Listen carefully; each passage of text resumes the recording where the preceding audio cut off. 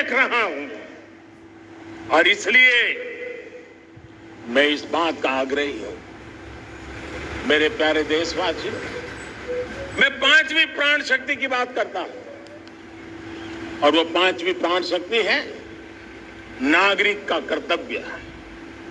दुनिया में जिन जिन देशों ने प्रगति की है, जिन जिन देशों ने कुछ अचीव किया है, व्यक्तिगत जीवन में भी जिसने अचीव किया है, कुछ बातें उभर करके सामने आती हैं।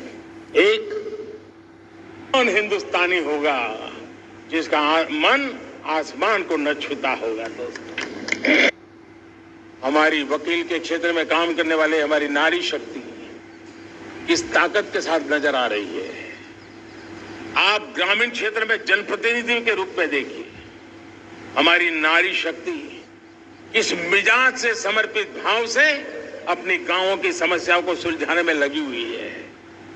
आज ज्ञान का क्षेत्र देख लीजिए, विज्ञान का क्षेत्र देख लीजिए, हमारे देश की नारी शक्ति सिरमौर नजर आ रही है। आज हम पुलिस में देखें, हमारी नारी शक्ति लोगों की सुरक्षा की जिम्मेवारी उठा रही है। हम जीवन के हर क्षेत्र में देखें, खेलकूद का मैदान देखें या युद्ध की भूमि देखें, भारत की नारी शक्ति एक नए सामर्थ्य, नए विश्वास के साथ आगे आ रही है। मैं इसको भारत की 75 साल की जो यात्रा में जो योगदान है, उसमें अब कई गुना योगदान आने वाले 25 साल में मैं मेरी नारी शक्ति का देख रहा हूं, मेरी माताओं, बहनों का, मेरी बेटियों का देख रहा हूं। और इसलिए ये सारे हिसाब किताब से ऊपर है, सारे आपके पैरामीटर से अतिरिक्त है। हम इस पर जितना ध्यान देंगे, हम जितने ज्यादा अवसर हमारी बेटियों को देंगे, जितनी सुविधाएं हमारी बेटियों के लिए केंद्रित करेंगे, आप देखना वो हमें बहुत कुछ लौटा करके देगी। वो देश को इस ऊंचाई पर ले जाएगी। इस अमृत काल में जो सपने पूरे करने में जो मेहनत लगने वाली है, अगर हमारी नारी शक्ति की मेहनत जुड़ जाएगी, व्यापक रूप से जुड़ जाएगी, तो हमारी मेहनत कम होगी, हमारा समय सीमा भी कम हो जाएगी, हमारे सपने और तेजस्वी होंगे, और ओजस्वी होंगे, और दैदीप्यमान होंगे। और इसलिए आइए साथियों, हम जिम्मेवारियों को लेकर आगे बढ़े। मैं आज भारत के संविधान के निर्माताओं का भी धन्यवाद करना चाहता हूं। तो उन्होंने जो हमें फेडरल स्ट्रक्चर दिया है, उसके स्पिरिट को बनाते हुए, उसकी भावनाओं का आदर करते हुए हम कंधे से कंधा मिला करके इस अमृत काल में चलेंगे, तो सपने साकार होकर के रहेंगे। कार्यक्रम भिन्न हो सकते हैं, कार्यशैली भिन्न हो सकती है, लेकिन संकल्प भिन्न नहीं हो सकते। राष्ट्र के लिए सपने भिन्न नहीं हो सकते। आइए हम एक ऐसे युग के अंदर आगे बढ़े। मुझे याद है, जब मैं गुजरात का मुख्यमंत्री था, केंद्र में हमारे विचार की सरकार नहीं थी, लेकिन मेरे गुजरात में हर जगह पे मैं एक ही मंत्र लेके चलता था कि भारत के विकास के लिए गुजरात का विकास, भारत का विकास हम कहीं पर भी हो, हम सबके मन मस्तिष्क में रहना चाहिए। हमारे देश के कई राज्य हैं जिन्होंने देश को आगे बढ़ाने में बहुत भूमिका अदा की है, नेतृत्व किया है, कई क्षेत्रों में उदाहरण काम किए हैं। ये हमारे फेडरलिज्म को ताकत देते हैं। लेकिन आज समय की मांग है कि हमें कोऑपरेटिव फेडरलिज्म के साथ साथ कोऑपरेटिव कॉम्पिटिटिव फेडरलिज्म की जरूरत है। हमें विकास की स्पर्धा की जरूरत है। हर राज्य को लगना चाहिए वो राज्य आगे निकल गया, मैं इतनी मेहनत करूंगा, मैं आगे निकल जाऊंगा। उसने ये 10 अच्छे काम किए हैं, मैं 15 अच्छे काम करके दिखाऊंगा। उसने 3 साल में पूरा किया है, मैं 2 साल में करके दिखाऊंगा। हमारे राज्यों के बीच में, हमारी सर्विस सरकार की सभी इकाइयों के बीच में वो स्पर्धा का वातावरण चाहिए जो हमें विकास की नई ऊंचाइयों पर ले जाने के लिए प्रयास करे। मेरे प्यारे देशवासियों, इस 25 वर्ष का अमृतकाल के लिए जब हम चर्चा करते हैं, तब मैं जानता हूं चुनौतियां अनेक हैं, मर्यादाएं अनेक हैं, मुसीबतें भी हैं, बहुत कुछ है। हम इसको कम नहीं आंकते हैं, रास्ते खोजते हैं, लगातार कोशिश कर रहे हैं, लेकिन 2 विषयों को तो मैं यहां आज चर्चा करना चाहता हूं। चर्चा अनेक विषयों पर हो सकती है, लेकिन मैं अभी समय की सीमा के कारण 2 विषयों पर चर्चा करता हूं। और मैं मानता हूं हमारे इन सारी चुनौतियों को कारण, विकृतियों के कारण, बीमारियों के कारण इस 25 साल का अमृतकाल, उस पर शायद अगर हमने समय रहते नहीं चेते, समय रहते समाधान नहीं किए, तो वो ये विकराल रूप ले सकते हैं। और इसलिए मैं सबकी चर्चा न करते हुए 2 पर जरूर चर्चा करना चाहता हूं। एक है भ्रष्टाचार, दूसरा है भाई भतीजावाद, परिवारवाद। भारत जैसे लोकतंत्र में जहां लोग गरीबी से जूझ रहे हैं, जब ये दृश्य देखते हैं कि एक तरफ वो लोग हैं जिनके पास रहने के लिए जगह नहीं है, दूसरी तरफ वो तरह लोग हैं जिनको अपना चोरी किया हुआ माल रखने के लिए जगह नहीं है, ये स्थिति अच्छी नहीं है। और इसलिए हमें भ्रष्टाचार के खिलाफ पूरी ताकत से लड़ना है।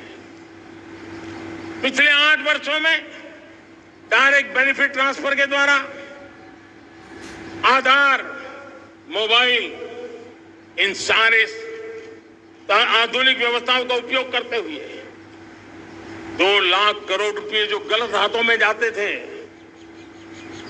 उसको बचा करके देश की भलाई के लिए काम लगाने में हम सफल हुए हैं। जो लोग पिछली सरकारों में बैंकों को लूट लूट करके भाग गए, उनकी संपत्तियां जब्त कर करके वापस लाने की कोशिश कर रहे हैं।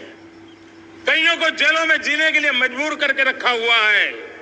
हमारी कोशिश है जिन्होंने देश को लूटा है उनको लौटाना पड़े, वो स्थिति हम पैदा करेंगे। भाइयों बहनों, अब भ्रष्टाचार के खिलाफ मैं साफ देख रहा हूं कि हम एक निर्णायक कालखंड में कदम रख रहे हैं। बड़े बड़े चमरबंदी भी बच नहीं पाएंगे। इस मिजाज के साथ भ्रष्टाचार के खिलाफ एक निर्णायक कालखंड में अब हिंदुस्तान कदम रख रहा है। और मैं लाल किले की प्राचीर से बड़ी जिम्मेवारी के साथ कह रहा हूं। और इसलिए भाइयों बहनों, भ्रष्टाचार दीमक की तरह देश को खोखला कर रहा है। मुझे इसके खिलाफ लड़ाई लड़नी है, लड़ाई को तेज करना है, निर्णायक मोड़ पे लेकर के ही जाना है।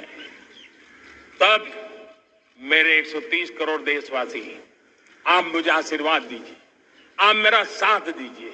मैं आज आपसे साथ मांगने आया, आपका सहयोग मांगने आया हूं, ताकि मैं इस लड़ाई को लड़ पाऊं, इस लड़ाई को देश जीत पाए और सामान्य नागरिक की जिंदगी भ्रष्टाचार ने तबाह करके रखी हुई है। मैं मेरे इन सामान्य नागरिक की जिंदगी को फिर से शान बान शान के लिए जीने के लिए रास्ता बनाना चाहता हूं। और इसलिए मेरे प्यारे देशवासियों, ये चिंता का विषय है कि आज देश में भ्रष्टाचार के प्रति नफरत तो दिखती है, व्यक्त भी होती है, लेकिन कभी कभी भ्रष्टाचारियों के प्रति उदारता बरती जाती है।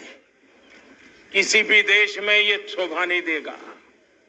और कई लोग तो इतनी बेशर्मी तक चले जाते हैं कि कोर्ट में सजा हो चुकी हो, भ्रष्टाचारी सिद्ध हो चुका हो, जेल जाना तय हो चुका हो, जेल गुजार रहे हो, उसके बावजूद भी उनका महिमा मंडन करने में लगे रहते हैं, उनकी शान शौकत में लगे रहते हैं, उनकी प्रतिष्ठा बनाने में लगे रहते हैं। अगर जब तक समाज में गंदगी के प्रति नफरत नहीं होती है, स्वच्छता की चेतना जगती नहीं है, जब तक भ्रष्टाचार और भ्रष्टाचारी के प्रति नफरत का भाव पैदा नहीं होता है, सामाजिक रूप से उसको नीचा देखने के लिए मजबूर नहीं करते, तब तक एक मानसिकता खत्म होने वाली नहीं है। और इसलिए भ्रष्टाचार के प्रति भी और भ्रष्टाचारियों के प्रति भी हमें बहुत जागरूक होने की जरूरत है। दूसरी एक चर्चा मैं करना चाहता हूं, भाई भतीजावाद। और जब मैं भाई भतीजावाद, परिवारवाद की बात करता हूं तो लोगों को लगता है मैं सिर्फ राजनीतिक क्षेत्र की बात करता हूं। जी नहीं, दुर्भाग्य से राजनीतिक क्षेत्र की उस बुराई ने हिंदुस्तान की हर संस्थाओं में परिवारवाद को पोषित कर दिया है। परिवारवाद हमारी अनेक संस्थाओं को अपने में लपेटे हुए है और इसके कारण मेरे देश की टैलेंट को नुकसान होता है, मेरे देश के सामर्थ्य को नुकसान होता है। जिनके पास अवसर की संभावनाएं हैं वो परिवारवाद, भाई भतीजे के बाद बाहर रह जाता है। भ्रष्टाचार का भी कारण ये भी एक बन जाता है ताकि उसका कोई भाई भतीजे के कार्य आसरा नहीं है तो लगता है चलो भाई कहीं से खरीद करके जगह बना लूं। इस परिवारवाद से, भाई भतीजावाद से हमें हर संस्थाओं में एक नफरत पैदा करनी पड़ी होगी, जागरूकता पैदा करनी होगी, तब हम हमारी संस्थाओं को बचा पाएंगे। संस्थाओं के उज्जवल भविष्य के लिए बहुत आवश्यक है। उसी प्रकार से राजनीति में भी परिवारवाद ने देश के सामर्थ्य को सबसे सारा अन्याय किया है। परिवारवादी राजनीति परिवार की भलाई के लिए होती है, उसको देश की भलाई से कोई लेना देना नहीं होता है। और इसलिए लाल किले की प्राचीर से तिरंगे झंडे के आन बान शान के नीचे भारत के संविधान का स्मरण करते हुए मैं देशवासियों को खुले मन से कहना चाहता हूं, आइए हिंदुस्तान के राजनीति के शुद्धिकरण के लिए भी, हिंदुस्तान की सभी संस्थाओं के शुद्धिकरण के लिए भी हमें देश को इस परिवारवादी मानसिकता से मुक्ति दिला करके योग्यता के आधार पर देश को आगे ले जाने की ओर बढ़ना होगा। यह अनिवार्यता है, वरना हर किसी का मन कुंठित रहता है कि मैं उसके लिए योग्य था, मुझे नहीं मिला क्योंकि मेरा कोई चाचा, मामा, पिता, दादा, दादी, नाना, नानी कोई वहां थे नहीं। ये मनस्थिति किसी भी देश के लिए अच्छी नहीं। मेरे देश के नौजवानों, मैं आपके उज्जवल भविष्य के लिए, आपके सपनों के लिए, मैं भाई भतीजावाद के खिलाफ लड़ाई में आपका साथ चाहता हूं। परिवारवादी राजनीति के खिलाफ लड़ाई में मैं आपका साथ चाहता हूं। ये संवैधानिक जिम्मेवारी मानता हूं मैं, ये लोकतंत्र की जिम्मेवारी मानता हूं मैं, ये लाल किले के प्राचीर से कही गई बात की ताकत मैं मानता हूं और इसलिए मैं आज आपका अवसर चाहता हूं। हमने देखा पिछले दिनों खेलों में, ऐसा तो नहीं है कि देश के पास पहले प्रतिभाएं नहीं रही होंगी, ऐसा तो नहीं है कि खेलकूद की दुनिया में हिंदुस्तान के नौजवान, हमारे बेटे बेटियां कुछ कर नहीं सकते, लेकिन सिलेक्शन भाई भतीजेवाद की चैनल से गुजरते थे और उसके कारण वो खेल के मैदान तक, उस देश तक तो पहुंच जाते थे। जीत हार से उन्हें लेना देना नहीं था, लेकिन जब ट्रांसपेरेंसी आई, योग्यता के आधार पर खिलाड़ियों का चयन होने लगा, पूर्ण पारदर्शिता से खेल के मैदान में सामर्थ्य का सम्मान होने लगा, आज देखिए दुनिया में खेल के मैदान में भारत का तिरंगा फहरता है, भारत का राष्ट्रगान गाया जाता है, गर्व होता है और परिवारवाद से मुक्ति होती है, भाई भतीजावाद से मुक्ति होती है, तो ये नतीजे आते हैं। मेरे प्यारे देशवासियों, ये ठीक है चुनौतियां बहुत है। अगर इस देश के सामने करोड़ों संकट है तो करोड़ों समाधान भी है, और मेरा 130 करोड़ देशवासियों पर भरोसा है। 130 करोड़ देशवासी निर्धारित लक्ष्य के साथ, संकल्प के प्रति समर्पण के साथ, जब 130 करोड़ देशवासी एक कदम आगे रखते हैं ना, तो हिंदुस्तान 130 है। हमें आने वाले 25 साल को एक